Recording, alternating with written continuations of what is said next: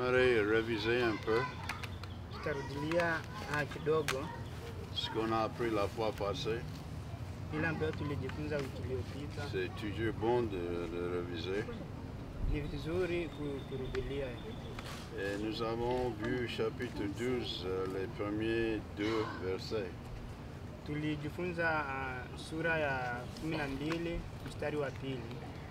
Pasteur Joshua est en train de nous préparer les petites cartes sur laquelle on aura chapitre 12, versets 1 et 2. Mchungaji Joshua iko natuandalia kadi kadogo kwenye kuko ile verse ya kuko ile sura ya 12 mstari wa pili. Et comme ça, nous pouvons mémoriser les 2 versets, beaucoup de versets. Kama hivyo tunaweza kukariri mistari mingi. Quand j'étais jeune, j'ai mémorisé ces 2 versets. Wakati alipokuwa kijana alikuwa anakariri ya hivyo vitabu viwili. Et les vérités qui sont dedans sont très profondes. Na ukweli ambao uko ndani ya hiyo mistari miwili ni ukweli uko ambao ni mrefu sana. Bon, si quelqu'un peut nous lire chapitre 12, verset 1. Kama kuko mtu mwenye 12 ans. Kama kuko mtu mwenye anaweza kutusomea hiyo mstari sura ya 12 mstari wa kwanza. Warumi. On est toujours à Warumi. Bado tuko kwenye kile kitabu cha Warumi. Warumi toujours. Chapitre 12, verset 1. Non, il faut que tu restes ici. Oui, je le donne.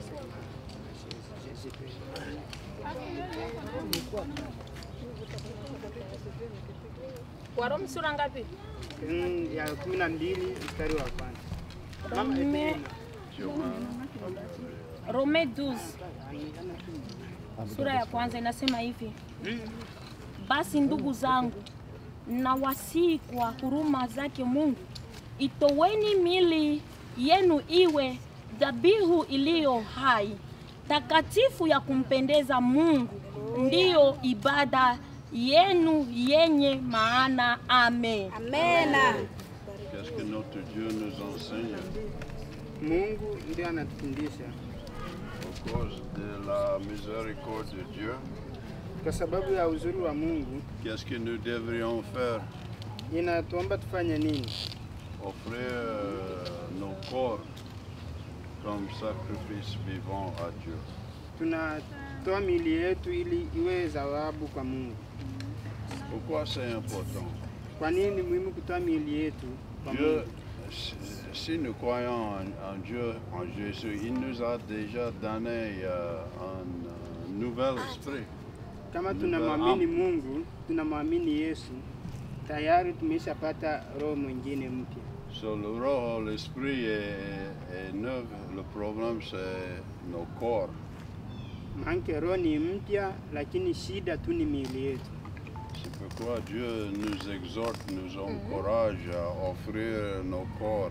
Ndio maana Mungu anatuambia tusikilie miili yetu huruma. Parce que le corps, la chair continue à nous gêner. Kwa sababu mwili bado unaendelea kutusumbua. Et puis aussi, j'aimerais vous demander cette question-ci. Pia nitawaulizeni hii swali. Pourquoi ce n'est pas bon de continuer à demander à Dieu de nous donner en plus encore? Pourquoi ce n'est pas bon si on demande toujours à Dieu de nous en donner plus? Kwa nini sio vizuri kuendelea kumwomba Mungu atupatie zaidi na zaidi? Et la réponse est que parce que Dieu nous a déjà donné. Ni kwa sababu Mungu tayari ameshatupatia. Donc on se demande si nous demandons à Dieu de nous en donner plus, peut-être ça doit causer notre Dieu quelque tristesse. Ile tukiendelea kumwomba Mungu kila mara atupatie na tayari ameshatupatia, pengine inaweza kuwa sura nyingine. Bon,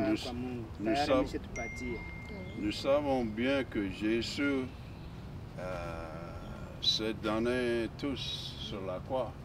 Tunaamini kwamba Yesu alitoa kila kitu pale msalabani.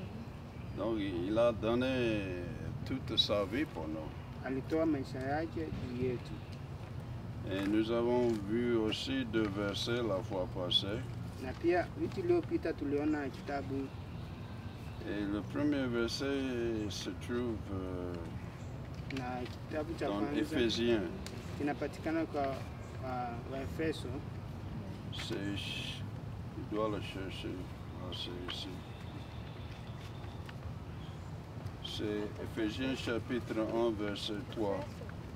Waefeso sura ya kwanza mstari wa 3. C'est-à-dire que Dieu nous a déjà donné toute bénédiction spirituelle. Ina maana Mungu alishatupatia Verset 3. Mungu ashatupatia ashatupatia baraka zote. Donc si Dieu nous a déjà donné toute bénédiction spirituelle, il ne peut pas nous en donner encore. Kama Mungu ameshatupatia baraka zote za kiroho, hawezi kutupatia tena. Et voilà, dans mon avis, l'un de nos problèmes en tant que chrétiens. Na hiyo ndio shida ambayo Wakristo ambao Dieu nous a déjà donné tout. Mungu alishatupatia kila kitu. Mais on ne l'utilise pas. Lakini hatuyatumii. Vous comprenez la différence? Mnaelewa tofauti. Mungu ameshatupatia lakini hatutumii yale ambayo Mungu ameshatupatia. Donc, pourquoi est-ce qu'on se demande cette question-ci? Kwa nini kila mara tunajiuliza hii swali? Parce que Dieu aimerait qu'on sache cette vérité-ci. Il nous a déjà tout donné. Kwa sababu Mungu anapenda tujue kwamba alishatupatia kila kitu. Mais il faut qu'on sache que Dieu a tout donné. Lakini ni sisi tujue kwamba Mungu ametupatia kila kitu. Après, il faut l'utiliser. Baadaye inabidi tu tutumie yale ambayo Mungu ametupatia. Et lisons aussi 2 Pierre en 3. Tukisoma Petro wa pili wa Chapitre 1. Vous savez Pierre et 2? Oui, 2 Pierre. Pierre nani Petro wa pili sura ya pili mstari wa 3. Chapitre 1, verset 3. Oh, sura ya kwanza mstari wa 3. Oui. Même chose ici aussi. Inatuambia kitu kama hicho tena. Sa puissance nous a déjà donné. Nguvu zake ishatupatia. Oui. Pour mener une vie sainte. Ameshatupatia nguvu zake ili tuwe na maisha matakatifu. Donc voilà au moins 2 versets qui nous encouragent à comprendre que Dieu nous a déjà tout donné. Hivi ndo vitabu viwili ambavyo Mungu ametupatia ili tuelewe kwamba ameshatupatia kila kitu. Première étape de le savoir. Lakini hatua ya kwanza ni kuyajua. Et deuxième étape de l'utiliser. Hatua ya pili ni kutumia yale ambayo tumeyajua. D'accord, c'est clair? Unaelewa? D'accord. Et puis toujours verset 1, si nous pouvons nous donner à Dieu en tant que sacrifice vivant, nous allons gagner plus qu'on peut imaginer. Na tukijitoa kwa Mungu kama zabihu tutapata mengi sana. Il y a les gens qui pensent si je me donne complètement à Dieu, je vais perdre. Non. Kuna watu ambao wanafikiria eti nikijitoa mzima kwa Mungu nitapoteza. En se donnant complètement à Dieu, Dieu nous donne encore plus qu'on peut imaginer. Tukijitoa wazima, Mungu anatupatia yale ambayo tusiyoyafikiria. D'accord, deuxième verset, Warumi. Sura ya pili ile ya Warumi. Kumina, verset 8. Mstari wa pili ile Warumi sura ya 12. Ne soyez pas conformés à la monde, mais soyez transformés. Msiwe mitindo kama ya kifo, lakini mgeuke. Tu veux le lire? Ou bien il y a un Mtasoma. autre? Bitu? Romains combien? Waroma Qui aimerait le lire? 12 12, mstari 12, chapitre 12.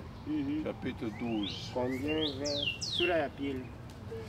D. Mstari wa pili. Wala msifuatishe namna ya dunia hii, bali mgeuzwe kwa kufanywa upya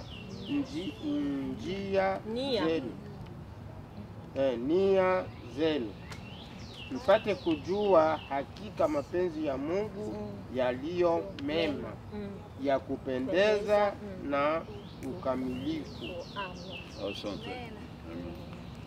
Donc, comme nous avons vu la fois passée, le monde essaie à nous conformer à soi-même.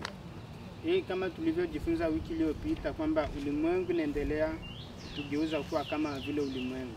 Mais Dieu nous dit non, il faut être transformé. Lakini Mungu anatuambia tujigeuze.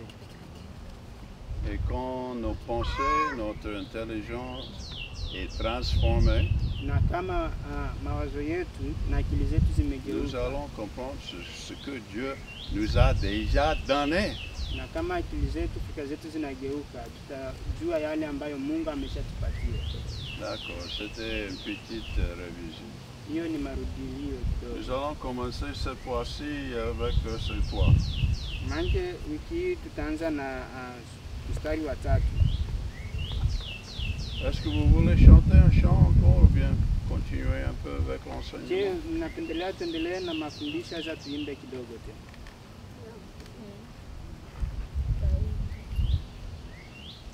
Votre décision. Utaimba si chague wimbo. Encore enseignement. D'accord. Verset, hein? Elles vont une chanson puis on va continuer. Chanter encore? Ok, d'accord. Eti muimbe basi kwanza afu ndo ataendelea kufundisha wimbo mmoja.